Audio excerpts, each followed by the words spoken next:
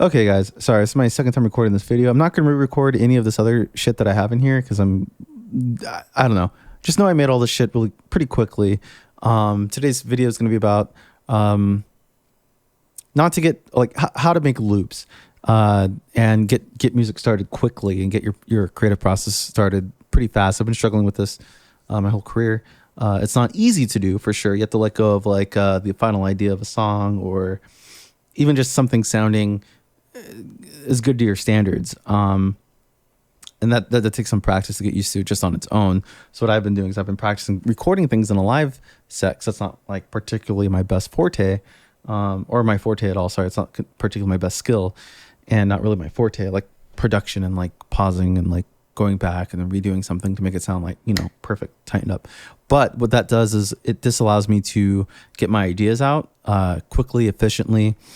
And sometimes I'll get stuck on this particular, re-recording process. And like I spent the whole day and it's kind of wasted, maybe not necessarily entirely, but it is kind of wasted because what I was trying to do was, get my ideas out on paper, but I guess on Ableton.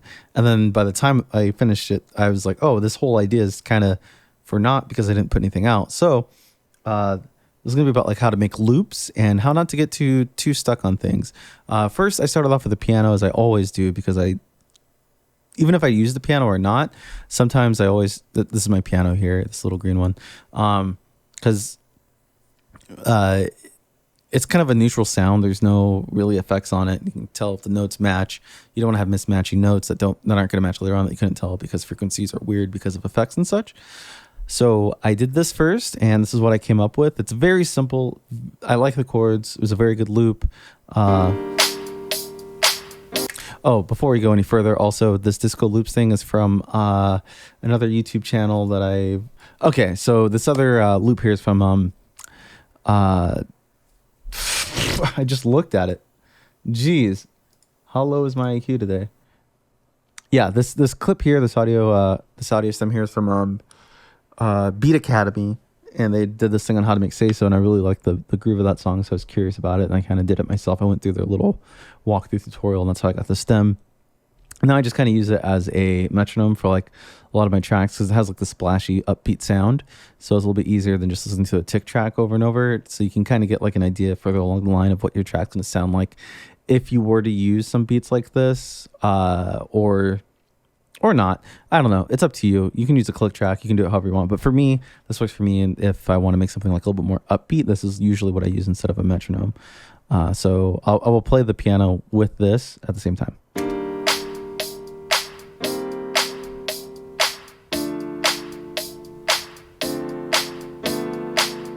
So there's that, and that's what I came up with on pianos. Okay, it sounds okay. Let's turn this off. And then I started adding a little bit more of a lead on it, and that's what I came up with this. And I'm really only trying to do no more than 16-bar loops. I don't want to do anything crazy long yet, because this is just the idea. Getting the idea on paper, looking at it, seeing how I can make this and arrange this to like a progressive type song. With personally, I don't like using like typical song formats. I don't like having a hook or anything like that. I like the song to evolve over time and then just end. So this is essentially like your starting point. At least for me, this would be my starting point if I was making something progressive. So let's listen to this.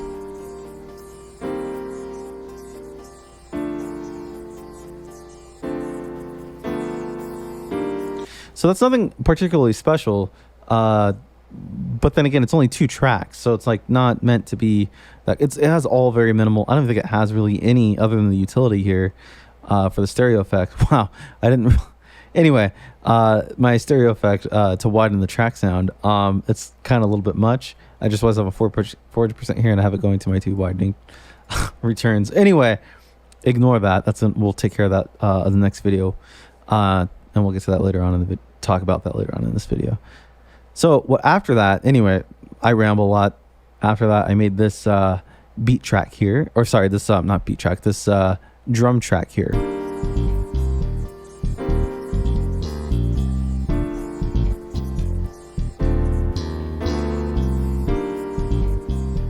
And that's the drum track right there. Or sorry, what do I keep saying drum? That's the bass track right there. Sorry. So Wife just texted me. So there's that.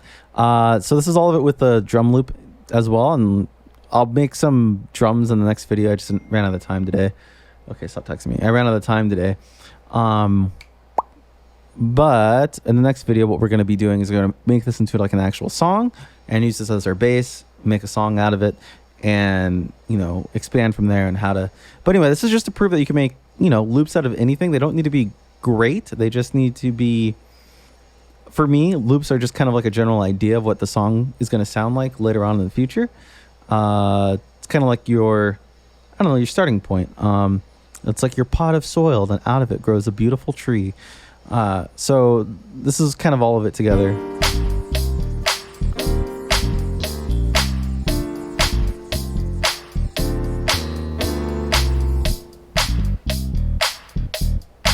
Anyway, there's that. Sorry, I didn't stop this track too. And then I even added, just to prove that you can make a beat literally out of, or sorry, a loop out of anything. And it's not really going to matter as long as your main idea is good. If you have a bad idea, it's not really going to be that great. So you might want to work on some, you know, chord theory or music theory a little bit more if you're not getting like the exact sound that you're trying to get right off the bat. Because if the main idea is bad, you're going to have a bad song. Generally speaking, you could sample it, rework it again, if you wanted to do that. But for me, generally, it's like if I come up with 9 times out of 10, if I come up with a bad, you know, starting point, the rest of the song isn't going to be that strong because it needs that bass to like hold weight for the rest of everything else that's going to happen. Anyway, just to prove this point, I created this audio track. Let me know, guys. Let me know what you think of it. But yeah, I think the whole altogether it sounds pretty good. And it's just like, as far as ideas go, the idea is not bad.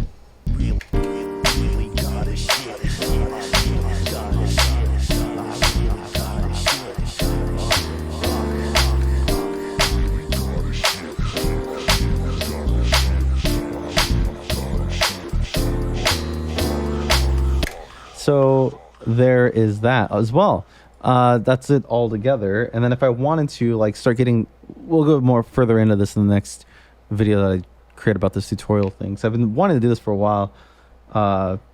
Share like my creative process. But anyway, let's kind of mess with it. And this is kind of where you would go from here to start making like an actual song. You would like maybe pick 2 and start.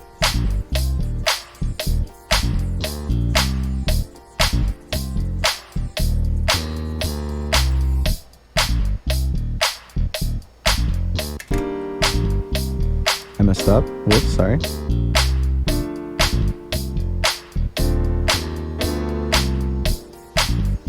And you can kind of just goof around with it, see what it all sounds like together, taking parts in and out.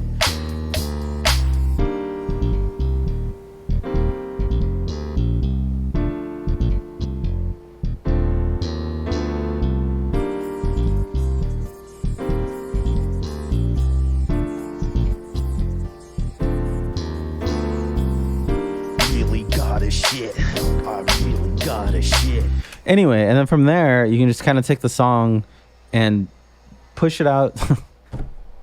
No pun intended. You can kind of push it to wherever you want it to go from there. Like I have all these tracks. Like I said, we'll get more into this in the next video. But yeah, I hope you guys enjoyed this video. I don't know if it was really informative. I'm not very good at getting all my points across clearly, so let me know if there's anything I could explain to you guys in the comments in the next video a bit more. If not, that's fine too. But I'll see you guys on Twitch, twitch.tv/Etwurt, Patreon. You can guys get these stems that I make here. I'll export all these stems for you guys, and you guys can work on your own shit if you wanted. But yeah, I'll see you guys in the next video.